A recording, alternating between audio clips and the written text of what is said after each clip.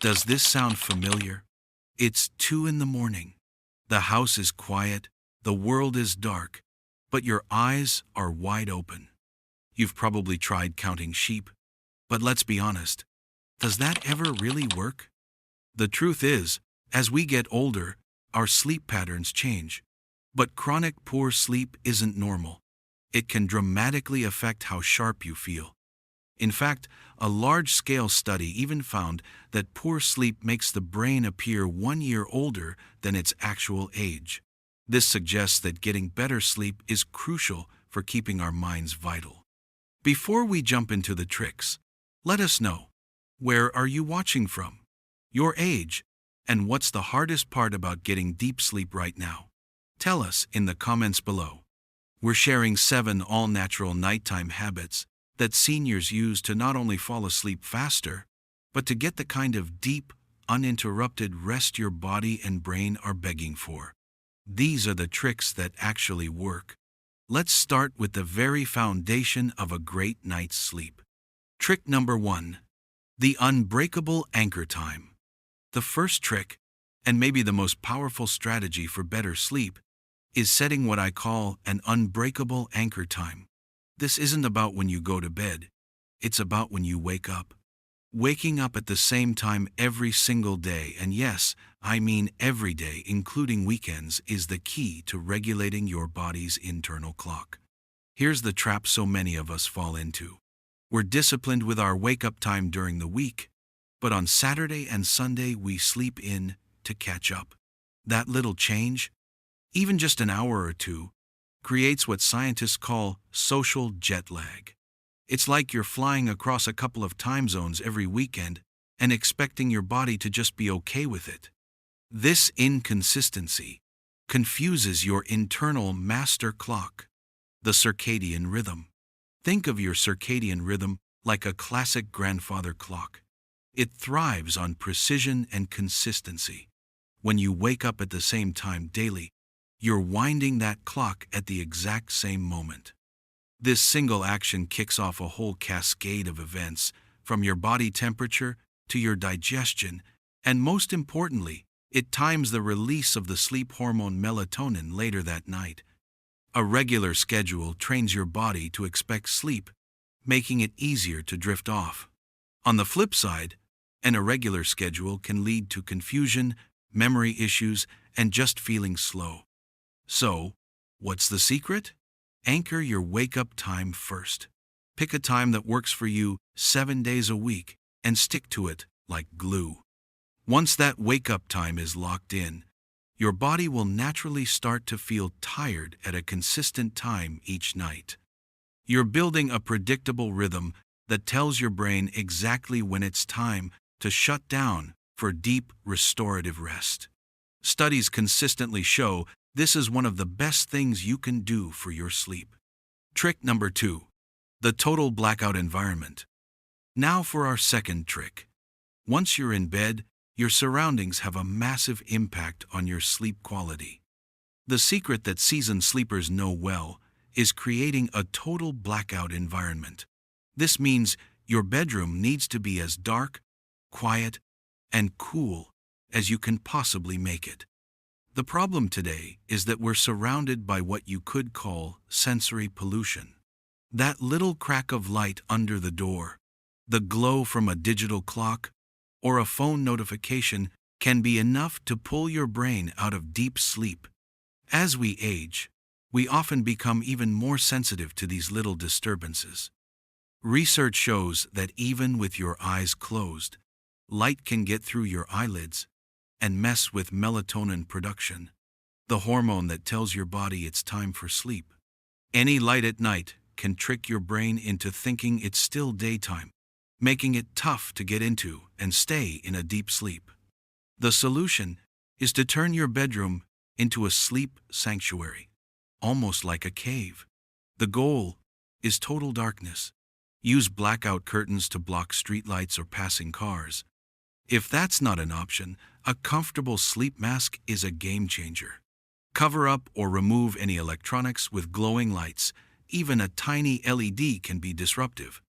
For noise, especially if you have a snoring partner or live in a busy area, earplugs or a white noise machine can create a peaceful and consistent soundscape. Finally, check the thermostat. Research shows a cool room, typically between 60 to 70 degrees Fahrenheit or 15 to 21 Celsius, is much better for sleep. Your body temperature naturally drops to initiate sleep, and a cool room helps that process along. By taking control of the light, noise, and temperature, you're sending a clear signal to your brain that it's safe to disengage and get the healing rest it needs. Trick number 3. The digital sunset. Alright, trick number 3 is one of the most important in our modern world. I call it the digital sunset. This simply means turning off all your screens, phones, tablets, computers, and TVs at least a full hour before you plan to go to sleep. Here's the issue. Scrolling through social media or watching one more episode feels relaxing, but it's one of the worst things you can do for your sleep. These devices blast out a high concentration of blue light. During the day, blue light is great for keeping us alert, but at night, it's a disaster for sleep because it powerfully suppresses the production of melatonin. Think of the melatonin production in your brain like a slow drip faucet. As it gets dark outside, your brain naturally turns on the melatonin faucet, but blue light jams that faucet shut. Studies have shown that blue light exposure in the hours before bed can make it take longer to fall asleep, reduce sleep quality, and cause you to wake up more during the night. For seniors whose bodies may already produce less melatonin, this effect can be even more dramatic. The old school secret was simply that evenings were for winding down, away from intense activity. The modern version is to enforce a digital sunset. An hour before bed, make a conscious choice to put your devices away. This isn't just about avoiding blue light. It's also about letting your brain disconnect from the constant stimulation. Instead of staring at a screen, use this time for one of the other tricks we'll talk about. By creating this screen-free buffer, you're allowing your melatonin faucet to turn on as it should, prepping your mind and body for a smooth transition into deep sleep. Before we get to our next trick, I'm curious. Which one of these tips, the anchor time, the blackout environment, or the digital sunset, do you think would make the biggest difference for you? Let me know in the comments below. I really enjoy reading about your experiences. And if you're finding this advice helpful, please take a second to hit that subscribe button. We put out new videos every week, and we'd love for you to join our community. Trick number 4. The calming wind-down ritual. Now for our 4th trick, which is the perfect follow-up to the digital sunset. It's the calming wind-down ritual. This is all about creating a routine of relaxing activities in the 30 to 60 minutes before bed to tell your body and mind that the day is officially over. The problem is that many of us are in go mode right up until our head hits the pillow. We might be finishing chores, having a tense conversation, or worrying about tomorrow. When you do that, you're carrying all that stress and energy right into bed with you. Your body just can't flip a switch from high alert to deep rest. You need a buffer zone, a time to decompress. The solution is a predictable and soothing bedtime routine. This is a very personal trick. The key is finding something you find genuinely relaxing. For some, that might be reading a physical book, not on a screen. For others, it might be listening to soft music or a calm podcast. Gentle stretching can help release the physical tension that's built up all day. Practices like meditation or deep breathing exercises are scientifically shown to lower your heart rate and prepare the body for rest. Even something as simple as a warm bath or shower, an hour or two before bed, can be incredibly powerful. The rise in your body temperature, followed by a steady cool down, mimics the natural temperature drop before sleep, making you feel sleepy. The secret ingredient here is consistency. Whatever you choose, doing it in the same order every night creates a powerful psychological cue. Just like a bedtime story signals to a child that sleep is near, your wind-down ritual trains your brain to let go of the day's worries and get ready for rest. Make this your sacred time, no stressful talks or planning for tomorrow. This is your time to quiet your mind. Trick number 5. The sunset kitchen rules. Trick number 5 takes us from the bedroom to the kitchen. I call this the sunset kitchen rules. And it's all about being smart about what and when you eat and drink in the evening. Avoiding heavy meals, caffeine, and alcohol close to bedtime is a pillar of good sleep. The problem is that many common evening habits are quiet sleep wreckers. That late-night snack, evening cup of tea, or that glass of wine might seem harmless, but they can seriously disrupt your sleep.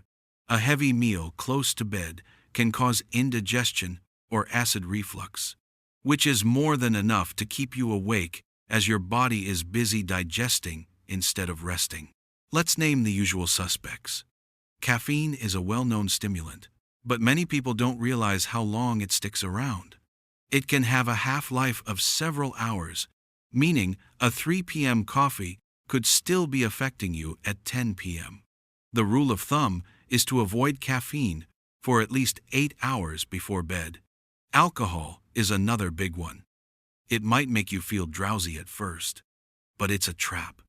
As your body processes the alcohol, it causes a rebound effect a few hours later, pulling you out of deep sleep and into a lighter, more broken sleep for the rest of the night. That's why you might fall asleep easily after a glass of wine, but find yourself wide awake at 3 a.m. Experts suggest avoiding alcohol for at least 3 hours before bed. The solution is to give your kitchen a curfew. Make it a rule to avoid big meals within 2 to 3 hours of bedtime. If you need a snack, keep it light.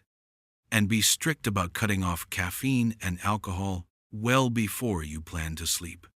By following the sunset kitchen rules, you let your digestive system rest and prevent these chemicals from messing with your body's natural sleep process. Trick number 6. The strategic power nap. Our 6th trick tackles that all too common temptation for anyone feeling tired during the day: the nap. The secret isn't to stop napping, but to master the strategic power nap. That means keeping your naps short and taking them early in the day. Here's the problem. Long naps, or naps late in the afternoon, can seriously reduce your sleep drive. Think of sleep drive as a kind of pressure that builds up all day long, starting the moment you wake up. The longer you're awake, the more pressure builds, and the sleepier you feel at bedtime. This pressure is what helps you fall asleep fast and get into that deep, restorative sleep. A long nap of 90 minutes, or one taken at 4 or 5 p.m., is like a release valve for that pressure. It might feel good at the moment, but it drains the very resource you need for a full night's sleep. It throws your internal clock off and can make it much harder to fall asleep later, leading to a frustrating cycle of nighttime wakefulness and daytime fatigue. The solution is to be strategic. If you feel you need a nap, experts agree it should be short, about 20 to 30 minutes.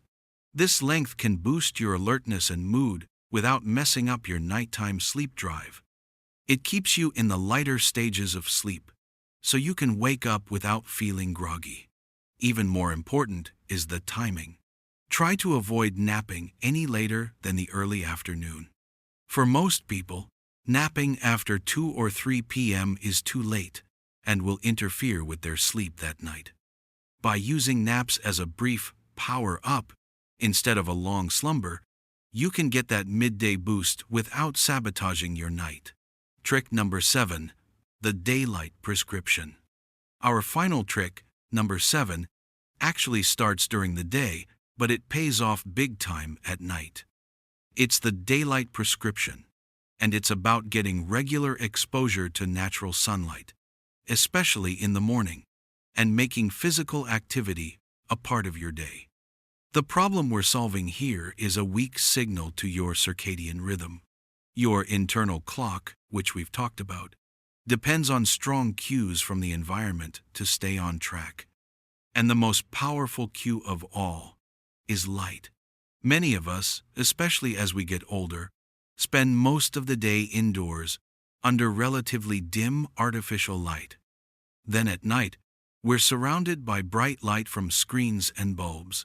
This blurs the line between day and night for your brain. Your internal clock doesn't get a clear on signal in the morning, so it has trouble finding the off switch at night. The solution is to be deliberate about your light exposure. Getting natural sunlight, particularly in the morning, is like hitting the master reset button for your brain's clock. It sends a powerful signal that the day has started, which helps anchor your entire 24-hour cycle and promotes a timely release of melatonin later that night. You don't need to spend hours outside. Even just 15 to 30 minutes of morning sun can make a huge difference. Pairing this with regular physical activity is even better. Light to moderate exercise, like a brisk walk, dancing, or whatever you enjoy, is proven to improve sleep quality. It helps your body feel ready for rest when the day is done. Just try to avoid really intense exercise within 3 hours of your bedtime, as that can be too stimulating. By following the daylight prescription, getting bright, natural light in the morning, and moving your body during the day, you're giving your brain the two clearest signals it needs to regulate a healthy sleep-wake cycle. You're setting the stage for a great night's sleep before you even think about putting on your pajamas. So there you have it. 7 powerful, natural tricks that have helped people conquer sleepless nights for generations. Let's do a quick recap. First, the unbreakable anchor time. Waking up at the same time every single day. Second, the total blackout environment. Making your bedroom dark, quiet, and cool. Third, the digital sunset. Turning off screens at least an hour before bed. Fourth, the calming wind-down ritual.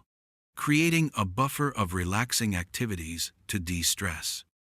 Fifth, the sunset kitchen rules. Avoiding caffeine, alcohol, and heavy meals in the evening. Sixth, the strategic power nap. Keeping daytime naps short and early. And finally, the daylight prescription. Getting morning sunlight and daily exercise to set your internal clock. Remember, improving your sleep isn't about being perfect overnight. It's about making small, consistent changes. Don't feel like you have to do all 7 at once. Pick 1 or 2 that really speak to you, and try them for a week. See how you feel. As you build momentum, you can add more. Good sleep is not a luxury. It's a biological need that is absolutely fundamental to your health, your mental clarity, and your overall quality of life. You have the power to reclaim your nights. If you want to keep going on your health journey, I highly recommend our next video on the best foods for brain health. Thanks so much for watching, and I wish you a deep and restorative sleep.